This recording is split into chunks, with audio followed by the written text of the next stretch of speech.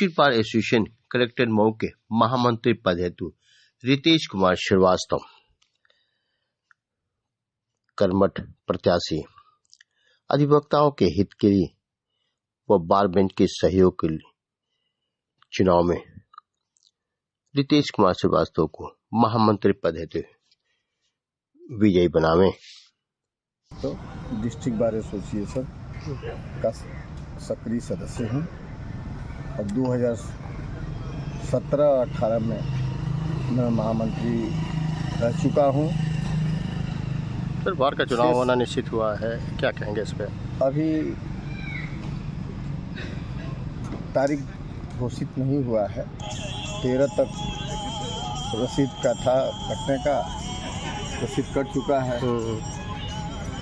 अब रसीद की प्रक्रिया समाप्त हो गई है और एल्डर कमेटी के 5 सदस्यीय कमेटी है, वही चुनाव कराएगी और जो भी नामांकन की तिथि घोषित करेगी उस नामांकन की तिथि पे हम अपना नामांकन दाखिल करेंगे और जो भी मत देने की तिथि होगी उस पर अधिवक्ताओं से मैं आग्रह करके मत दिलवाने का प्रयास करूंगा। इसके पूर्व भी आप कई चुनाव लड़ चुके हैं और बड़ी अहम भूमिका देखी जाती है आपके चुनाव से लेकर के। अब बार के कोई वकीलों के प्रति कोई समस्या रहती है हमेशा? मैं अधिवक्ता हित के लिए ही बना हूँ और कोई मंत्री हो जाएगा, डिस्ट्रिक्ट बार एसोसिएशन का कोई भी मंत्री होगा तो सारे लोगों से अलग हट करके मैं काम करता हूँ। मंत्री रहूं न रहूं तभी मैं अधिवक्ता हित सर्वोपरि समझता हूं। चाहे अधिकारियों से लड़ना, अधिवक्ताओं के लिए 10 कदम चलना, ये सारी मूल जितनी प्रक्रियाएं हैं अधिवक्ता हित से जुड़ी हुई सभी में मेरा अग्रिम भूमिका मैं निभाता हूं और इसी की वजह से मैं जाना जाता हूं। आज अधिवक्ता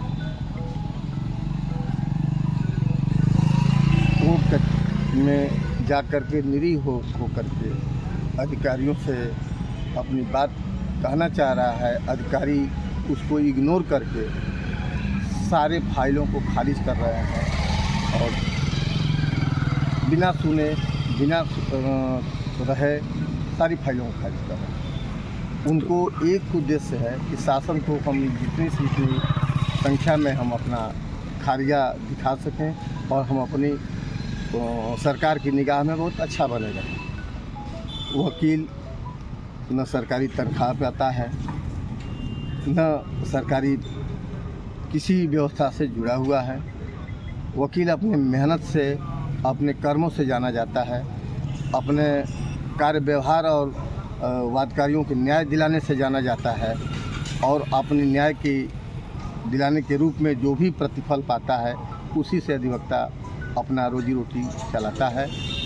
और अधिकारी अपने बेहिसाब और बेलगाम आज की परिस्थिति में हो गए हैं और किसी के सुनने वाले नहीं हैं, चाहे वो सीनियर अधिवक्ता हों, चाहे वो जूनियर अधिवक्ता हों, चाहे कनिष्ठ हो, कोई भी हो, सब हमारे भाई हैं और सीनियर पूजनीय हैं, जूनियर छोटे भाई हैं, कनिष्ठ जो भी हैं हम हमारे सब सम्मानित हैं। हम ये चाहते हैं कि डिस्ट्रिक्ट बार में जो भी लोग जितने सदस्य हैं सबका सम्मान बना रहे और उनका कार्य सुचारू रूप से चलता रहे। बस इसी सब बातों को लेकर के मैं इस महामंत्री पद के लिए दोबारा आ रहा हूं और कोई खास मुद्दा अधिवक्ताओं के हित की बात के लिए? अधिवक्ताओं के हित के लिए ये है कि जब मैं मंत्री था उस समय हमारे यहाँ आपदा में मात्र 50,000 रुपया हुआ करता था, मरणों उपरांत उसको मैंने 1 लाख किया और जब हमारी रिजीम समाप्त होने जा रही थी तो मैंने उसको 2 लाख किया। 2 लाख मरणों उपरांत मैंने किया और उस समय 10,000 रुपया था बीमारी में और आज के डेट में वो हमने 30,000 कर दिया, अब उसको बढ़ा करके 50,000 हो गया है। तो मेरी आगे की यही सोच है, रणनीति यही है कि जो 2 लाख की मरणोपरांत है उस सभी लोगों को मरणोपरांत 5 लाख रुपया कर दूं, और जो अधिवक्ता अपने व्यवस्था से वंचित हो चुके हैं, आपदा राहत से वंचित हैं, नहीं पाए हैं, मैं मूल रूप से सभी लोगों को, सभी अधिवक्ताओं को इससे लाभान्वित करना चाहता हूं, और मेरी यही मंशा है, और इसी सोच से मैं आगे मैदान में आया। अधिवक्ताओं से क्या अपील करेंगे?